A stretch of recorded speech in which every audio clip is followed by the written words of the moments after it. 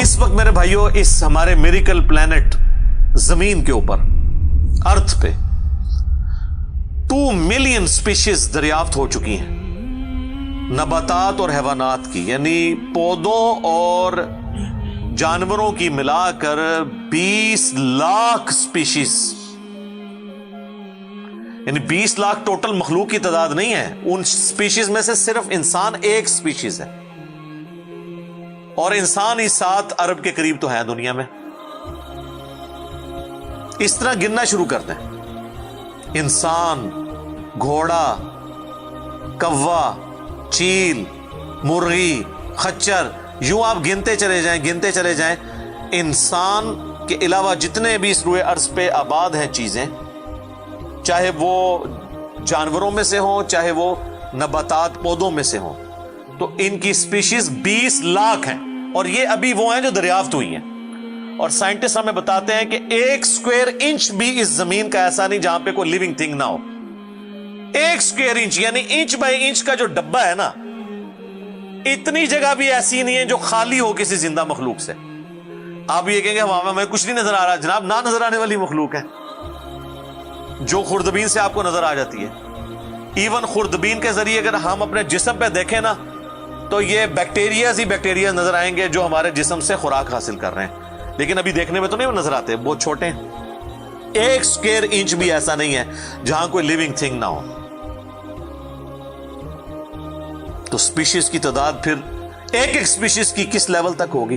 صرف انسیکٹس، کیڑے مکوڑے زمین پہ اتنے ہیں کہ زمین پہ بسنے والے ہر انسان کو اگر 20 کروڑ کیڑے دے دیے جائیں، یہاں 100+ لوگ بیٹھے ہوئے ہیں، آپ میں سے ہر ایک کو میں کہوں کہ 20 کروڑ آپ کے 20 یعنی 200 ملین ہر بندے کو میں کیڑے الاٹ کرنا شروع کروں اور 7 ارب انسانوں کو الاٹ کر دوں، تو اس سے زیادہ انسیکٹس ہیں صرف روئے ارض کے اوپر۔ یہ کیلکولیٹر فیل ہو جائے گا، آپ ذرا 200 ملین کو ملٹیپلائی کریں 7 بلین کے ساتھ۔ 1 بلین جو ہے نا وہ اتنا بڑا فگر ہے کہ اگر کوئی شخص 24 گھنٹے گنتی گنتا رہے، 25 سے 30 سال چاہیے 1 ارب گنتی گننے کے لیے۔ ظاہر ہے دن رات میں 86,400 سیکنڈ ہے، ہر سیکنڈ میں بھی 1 دفعہ گنے تب بھی آپ 1 لاکھ تو پورا نہیں کریں گے، اور باقی کام بھی بیچ میں کرنے ہیں، وہ سب کچھ بھی چھوڑ دیں تب بھی آپ کو اتنا ٹائم چاہیے۔ روزانہ 1 لاکھ دفعہ بھی گنتی آپ گن لیں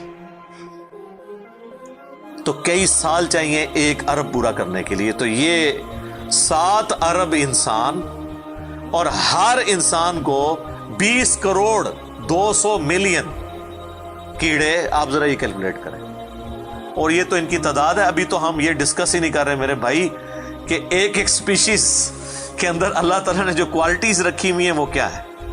میں اکثر مثال دیتا ہوں ڈریگن فلائی کی، انسان کو تو چھوڑ دیں بہت کمپلیکس ہے۔ یہ جو ہیلی کاپٹر ہم جسے کہتے ہیں، ایک چھوٹا سا آپ سمجھ لیں کیڑا ہے ہوا میں اڑنے والا، اس کے ایک ڈھیلے کے اندر 25,000 آنکھیں ہیں، اور آپ دیکھ لیں وہ جس انڈے سے نکلتا ہے نا وہ بال پوائنٹ کے نقطے جتنا انڈا ہے۔ زمین و آسمان کی مخلوقات مل کے کوئی انڈا ایسا نہیں بنا سکتی جس میں سے ڈریگن فلائی نکل آئے۔ مرغیاں جو انڈے دیتی ہیں، کبوتر جو انڈے دیتے ہیں، ان میں سے ان کے چوزے نکلنا وہ تو انِمیجنیبل ہے، وہ تو کچھ سوچ نہیں سکتا۔ زمین و آسمان کی ساری مخلوقات مل کے ایک بیج ایسا نہیں بنا سکتی جس کو زمین میں بویا جائے اور وہ 6 ارب گنا بڑا درخت بن جائے۔ تو جو کام کرنے سے نہیں ہو سکتا وہ خود بخود کیسے ہو سکتا ہے؟ اور اس کریشن کا کلائمیکس انسان ہے۔ انسان پہ ہی بات کی جائے نا تو 1 گھنٹہ چاہیے۔ انسان کو جو اللہ نے کوالٹیز دی ہیں جس کا اسے خود بھی نہیں پتا۔ اچھا مجھے بتائیں، جن کوالٹیز کا ہمیں خود ہی نہیں پتا کہ ہیں ہمارے اندر، تو کتنا کوئی بیوقوف ہوگا کہ وہ کہے کہ یہ کوالٹیز میں نے خود اپنے اندر رکھ لی ہیں یا میرے ماں باپ نے رکھی ہیں۔ ہمارے تو ماں باپ کو بھی نہیں پتا ان چیزوں کا، آج جو ہمیں سائنس بتا رہی ہے۔ 1 لاکھ دفعہ روزانہ ہمارا دل دھڑکتا ہے، 1 لاکھ دفعہ، بغیر کسی پمپ کے، بغیر کسی ایکسٹرنل فیول کے، 1 لاکھ دفعہ، 1 لاکھ دفعہ۔ اچھا، اور 1,00,000 دفعہ دھڑکنے کے بعد وہ 10,000 لیٹر خون پمپ کرتا ہے ہماری نسوں میں، ہر بندے کے. ایک انسان کے جسم میں جو نسوں کی لینتھ ہے نا، یہ آپ کی جو نروز ہیں، خون کی نالیاں، اس کی لینتھ اتنی زیادہ ہے کہ ایک بندے کی اگر صرف نسیں جوڑی جائیں تو زمین کے 2.5 چکر لگ سکتے ہیں. 40,000 کلومیٹر زمین کا سرکمفرنس ہے، 1,00,000 کلومیٹر 2.5 چکر زمین کے لگ سکتے ہیں. ان ساری نسوں میں خون کا پہنچنا اور وہ خون اپنے اندر آکسیجن لے کر جائے، ایک ایک خلیے تک پہنچنا، اور خلیے کی تعداد سینکڑوں میں، ہزاروں میں، لاکھوں میں، کروڑوں میں، اربوں میں نہیں ہے. 100 ٹریلین سیلز ہر انسان کے اندر موجود ہیں. 1 ٹریلین 1000 ارب کے برابر ہے، 1000 بلین کے برابر. اور 1 ارب میں نے آپ کو بتا دیا کتنا بڑا ہے. تو 100,000 ارب ہر بندے کے جسم میں خلیے ہیں. تو سائنٹسٹ کہتے ہیں یہ تو آپ صاف کر ہی نہیں سکتے، آپ کو بس مختصر بتا دیتے ہیں کہ انگلینڈ جیسے 30 ملک ہوں اور ان 30 ملکوں میں صرف درخت ہی اگے ہوئے ہوں، اور ان درختوں کے جتنے پتے ہوں گے نا اتنے ایک جسم میں خلیے ہیں.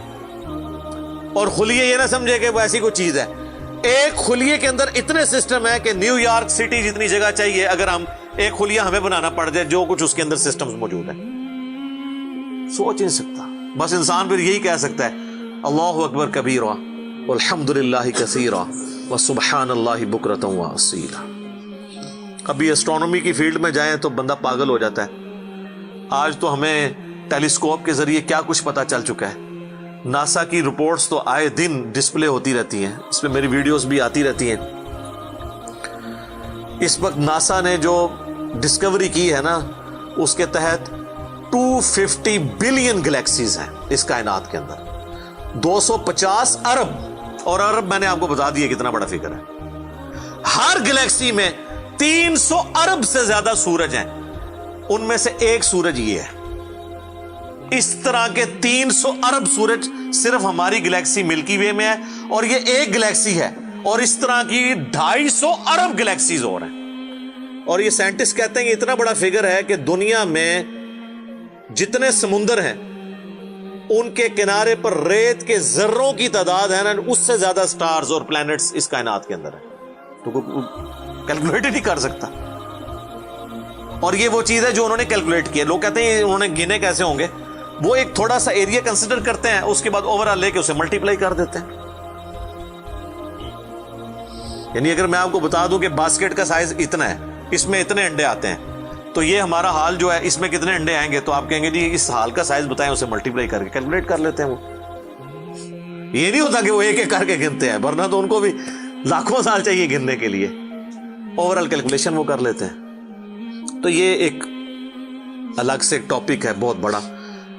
اس ٹاپک کے اوپر میری یوٹیوب کے اوپر کئی ایک ویڈیوز ہیں، ان میں ٹاپ آف دا لسٹ میری ویڈیو آج سے آلموسٹ 12 سال پہلے ریکارڈ ہوئی تھی 2008 کے اندر. ہو از اللہ، اللہ کون ہے جدید سائنسی حقائق کی روشنی میں.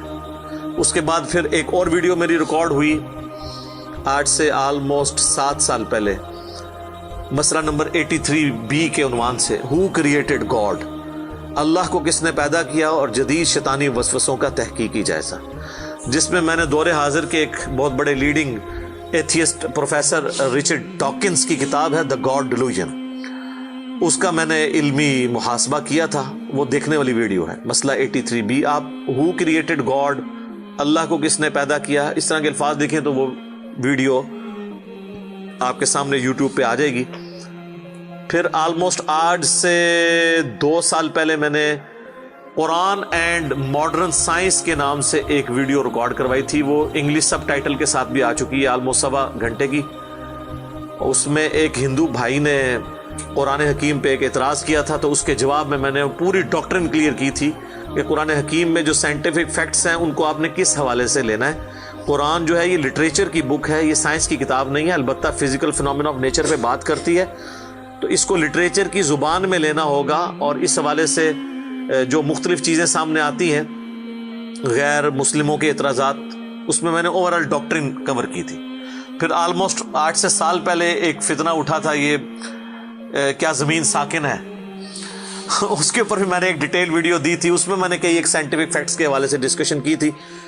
میرا خیال ہے اتنی ڈیپتھ تو کسی اور نے گفتگو، ڈاکٹر ذاکر نائک کا تو ایک آدھ لیکچر ہے، وہ بھی بالکل سطحی قسم کی گفتگو ہے، جو بالکل کریٹیکلی چیزوں کو ایک ایک ایشو کو ریزالو کرنا یہ نصیب والوں کا حصہ ہے. اللہ تعالیٰ جس کو اس کام کے لیے اٹھائے.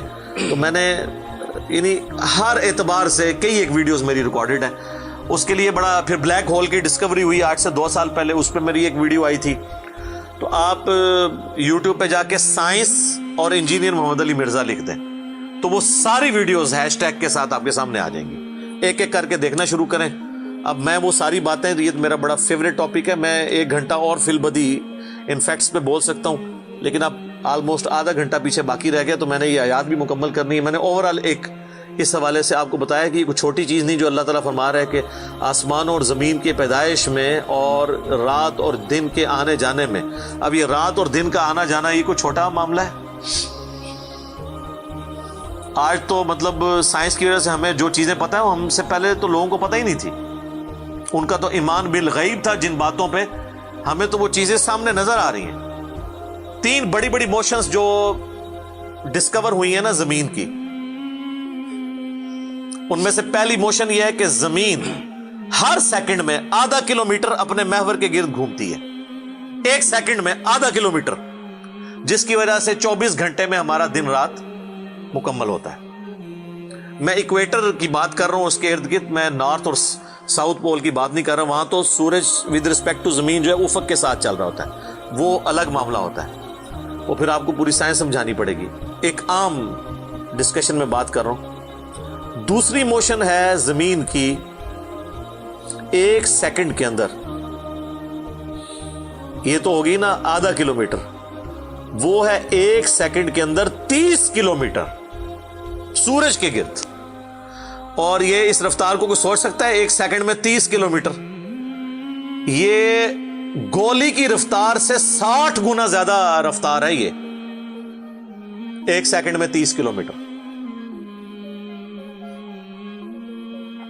گولی 1 سیکنڈ میں آدھا کلومیٹر طے کر سکتی ہے، اور زمین 1 سیکنڈ کے اندر سورج کے گرد 30 کلومیٹر، جس کی وجہ سے 365 دنوں میں ہمارا سال مکمل ہوتا ہے.